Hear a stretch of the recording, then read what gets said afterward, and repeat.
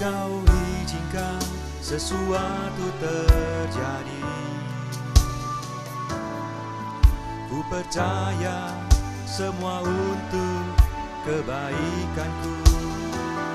Bila nanti telah tiba waktumu, ku percaya kuasa-Mu memulihkan hidupku. Waktu Tuhan pasti yang terbaik, walau kadang tak mudah dimengerti.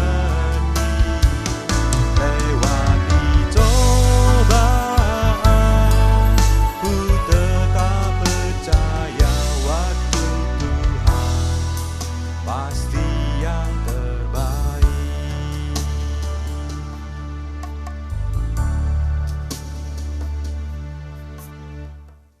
Shalom Jemaat GKI Sunter yang dikasihi Tuhan. Kami kembali menyapa Bapak Ibu sekalian di dalam suara pengharapan. Mari kita akan berdoa, kita siapkan hati kita untuk mendengarkan firman Tuhan.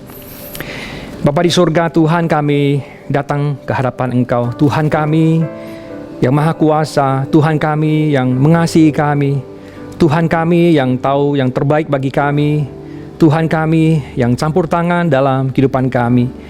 Kami datang kepada Engkau Tuhan, kami tahu Tuhan, Engkau Allah yang mendengar akan seruan doa kami, Engkau Allah yang tidak akan pernah tinggalkan kami. Karena itu Tuhan, ketika kami datang hadirat Engkau, kami mau merenungkan firman-Mu, kami rindu Tuhan, Engkau berbicara kepada kami. Firman Tuhan terus menguatkan dan menolong kami.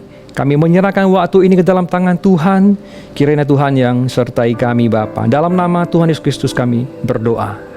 Amin. Bapak Ibu, hari-hari ini banyak orang dalam kehidupan kita sehari-hari menghadapi begitu banyak kekhawatiran. Orang mungkin mulai khawatir akan ketidakpastian yang kita hadapi saat ini. Kita tidak tahu sampai seberapa lama wabah virus corona ini bisa diatasi dan bisa dihentikan. Kita juga tidak tahu apakah dalam waktu dekat kita akan mendapatkan vaksin ataupun obat untuk menyembuhkan.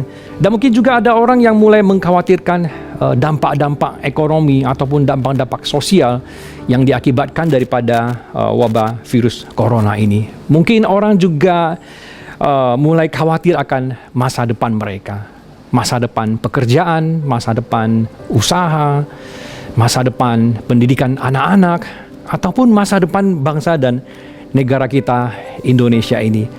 Dan di tengah-tengah situasi yang mengkhawatirkan ini, hari ini firman Tuhan menyapa kita dari Matius 6 ayat yang ke-34. Yesus di sini berkata, "Sebab itu janganlah kamu khawatir akan hari besok, karena hari besok mempunyai kesusahannya sendiri.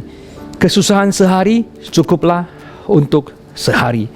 Satu ayat firman Tuhan ini adalah bagian dari satu perikop firman Tuhan yang bicara dengan topik tentang kekhawatiran. Dari ayat 25 sampai ayat 34 ada 9 ayat.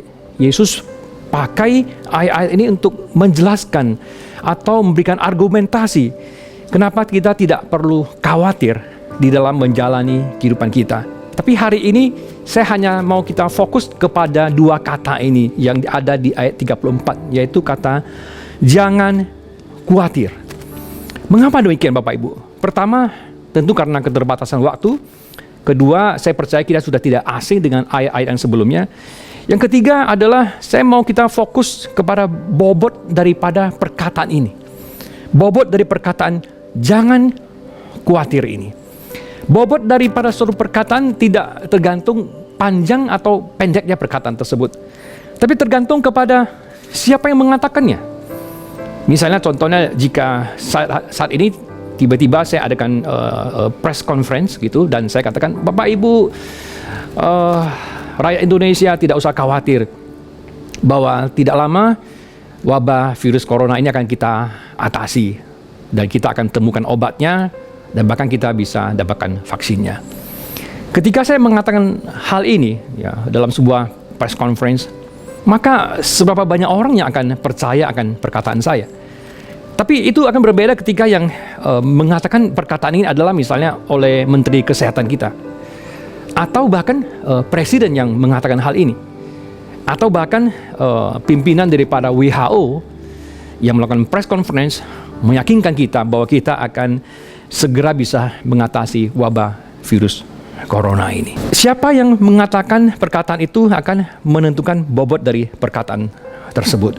Atau contoh lain misalnya ketika suatu kali kalau Bapak Ibu dirawat di rumah sakit, lalu ada handai tolan, ada keluarga yang mencoba menghibur kita dan mengatakan jangan khawatir, ya kamu akan cepat sembuh gitu. Atau yang mengatakan perkataan itu adalah dokter ahli yang sedang merawat Bapak Ibu. Lalu ketika Anda bertemu dokter Anda mengatakan jangan khawatir, Anda akan segera sembuh. Siapa yang mengatakan perkataan itu menentukan bobot dari perkataan tersebut. Ada sebuah quote yang mengatakan who is the man before the gun, ya, itu lebih penting daripada senjata itu. Kalau kita punya senjata yang canggih, tapi ada di tangan orang yang kurang ahli di dalam menggunakan senjata tersebut, maka senjata tersebut tidak bisa digunakan dengan maksimal. Tergantung siapa the man behind the gun tersebut.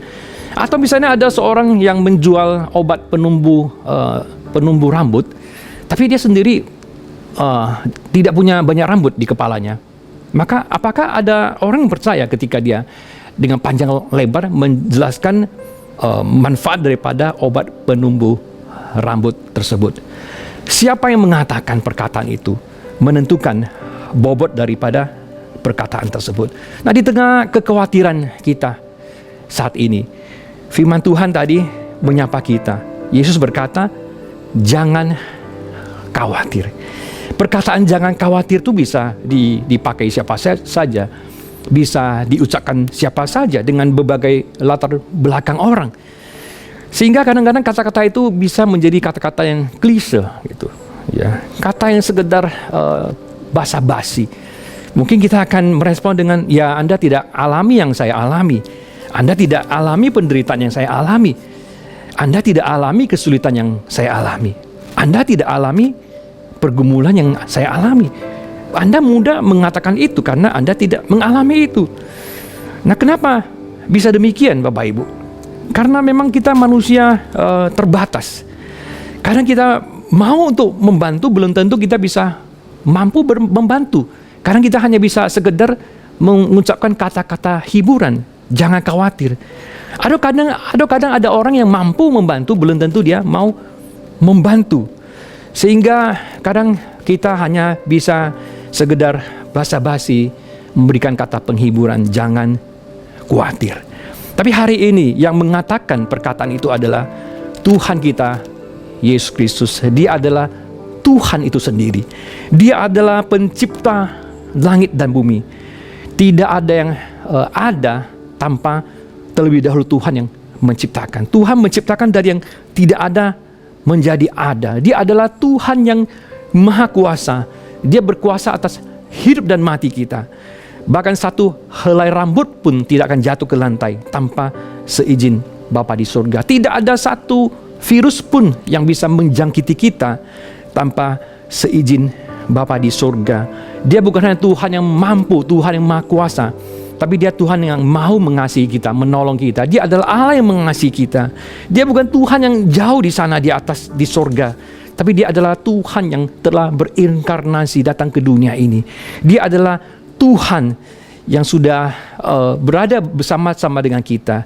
Dia adalah Tuhan yang mampu merasakan dan mengalami penderitaan yang manusia alami. Dia adalah Allah Immanuel, Tuhan Allah yang menyertai kita. Dia bukan hanya Allah yang mau menolong kita, tapi juga adalah Allah yang mampu untuk menolong kita. Karena itu Bapak Ibu, jika saat ini ada alternatif, ya, misalnya ada negara-negara yang melakukan kebijakan lockdown, ya, lockdown. Maka hari ini saya mengajak kita untuk look up, ya, kita melihat ke atas kepada Tuhan kita, kepada Tuhan Yesus Kristus yang mengasihi kita, yang mau terus menolong kita, yang terus mau menyertai kita. Kiranya firman Tuhan hari ini, perkataan daripada Kristus, jangan khawatir, membuat kita tidak khawatir menjalani hari-hari di depan kehidupan kita. Kiranya Tuhan yang memberkati. Amin.